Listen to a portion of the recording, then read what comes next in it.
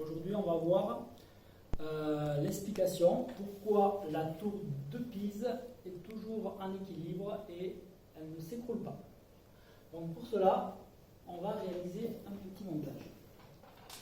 Je vais prendre ici un dispositif, mais surtout ce que j'ai besoin de savoir, c'est qu'ici j'ai mis un fil à plomb de façon à bien marquer la verticale du centre de gravité. Le centre de gravité pour un rectangle, c'est tout simplement le centre de ce rectangle, à savoir l'intersection des deux diagonales. Donc ce centre de gravité ici, la verticale est symbolisée par le fil à plomb. Si je le lâche, tout va bien.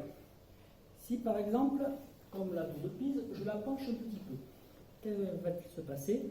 Je penche un petit peu. Qu'est-ce qu'on voit? Que la verticale du centre de gravité est toujours à l'intérieur de sa base de sustentation. À savoir que la base de sustentation, c'est tout simplement la surface d'ancrage au sol.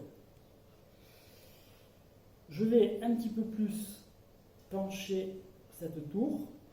Et qu'est-ce que je remarque également? Que le centre de gravité, donc sa verticale, est toujours à l'intérieur de la base. Si je lâche, qu'est-ce qui se passe?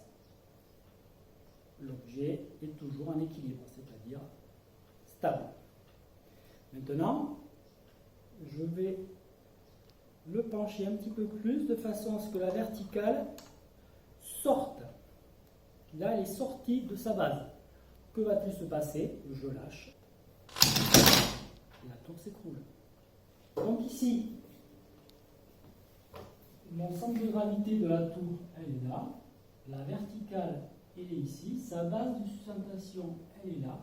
Alors évidemment, le milieu est ici, donc elle est penchée, mais on est toujours à l'intérieur de la base. Donc, tant que ce sera comme ça, il n'y aura pas de problème. Si la tour venait à s'incliner davantage, le centre de gravité, donc la verticale, serait à l'extérieur. Par conséquent, là, elle s'écroulerait. Donc pour éviter tout ça, les Italiens ont renforcé ici à la base les fondations de la tour de façon à ce qu'elle soit plus stable.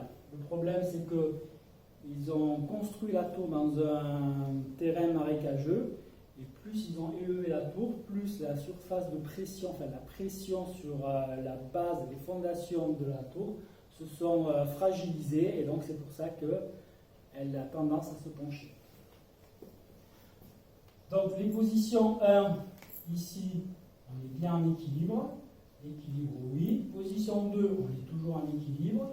Là, on est vraiment limite. Ça peut tomber comme reste en équilibre. Donc, on va marquer oui, mais instable.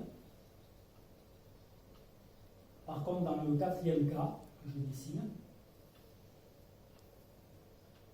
on voit bien que la verticale sort de la base de sustentation. Par conséquent, là, l'équilibre n'est plus respecté. Et la tour s'écroule.